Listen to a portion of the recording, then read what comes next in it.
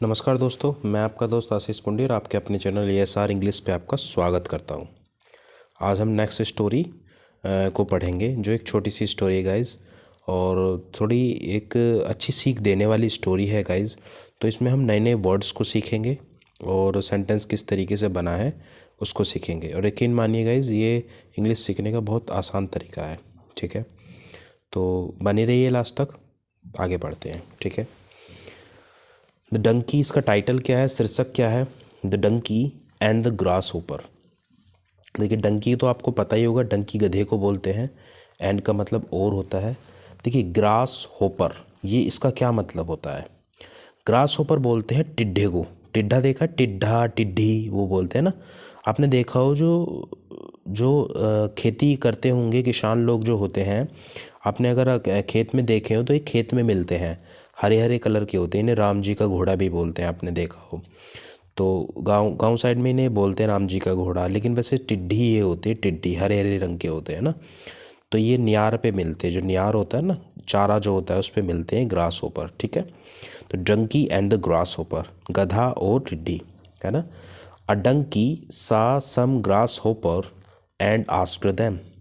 ए donkey ने, एक गधे ने, सामिस देखा। देखो, सी की सेकंड फॉर्म है, तो यहाँ पे पास्ट इंडेफिनिट बना हुआ है। अ डंकी सा सम मतलब कुछ, ग्रास होपर मतलब टिड्ढे देखे, है ना। एक डंकी ने कुछ टिड्ढे देखे, एंड आस्क्ड देम, उनसे पूछा। आस्क मतलब पूछा, देम में उनसे पूछा।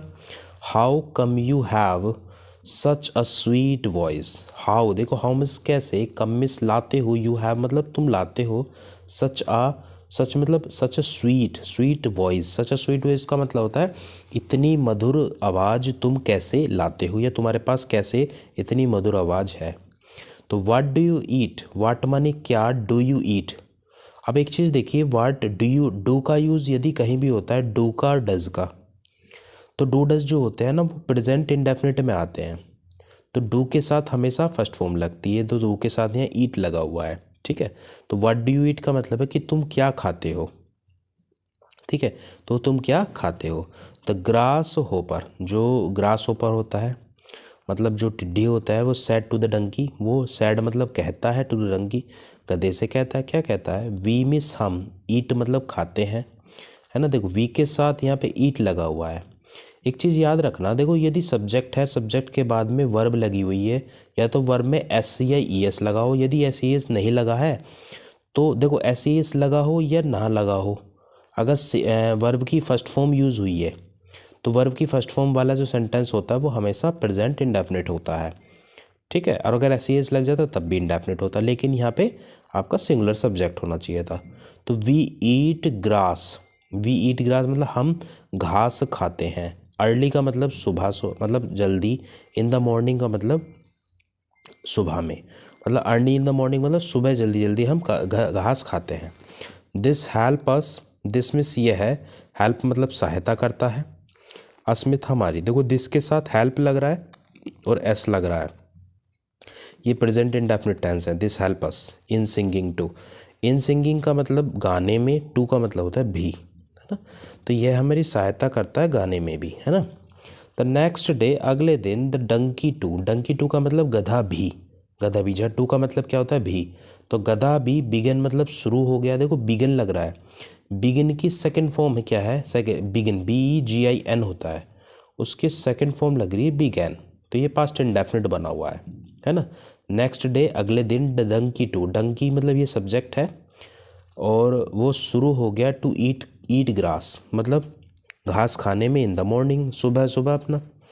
But his voice never change, लेकिन उसकी जो आवाज़ है, नेवर चेंज, वो चेंज नहीं हुई, है ना। सो इसलिए ही वेंट, वह गया। देखो, वेंट लग रहा है, पास्ट इंडेफिनिट है, गो की सेकंड फॉर्म है ना। एंड आस्क्ड, और उसने पूछा, ग्रास होपर से, टिड्ढे से पूछा। यू सैड दैट, तुमने कहा था, you eat grass in the morning, तुम घास खाते हो, यू ईट ग्रास मतलब घास खाते हो सुबह सुबह। दैट्स वाई, दैट्स वाई का मतलब होता है इसलिए, इसको आप नोट डाउन कर सकते हो। इसका मतलब क्या होता है, इसलिए।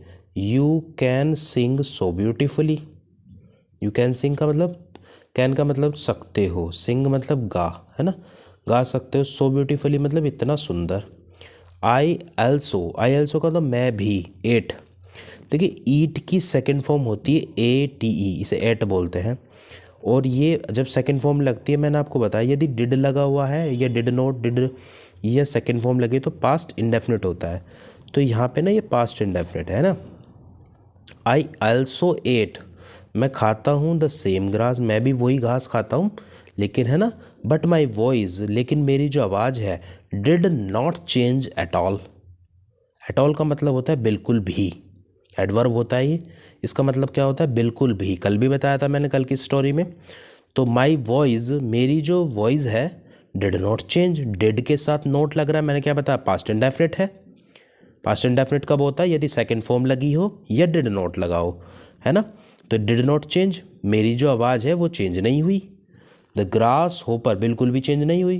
ग्रास होपर, टिड्डी, जो टिड्डी था उसने टोल्ड द डंकी, डंकी से कहा, क्या कहा? दैट की it is not the grass, ये घास ही नहीं है। It is not the grass, है ना, वो मतलब घास ही नहीं है। बट लेकिन that their voice has always been that way.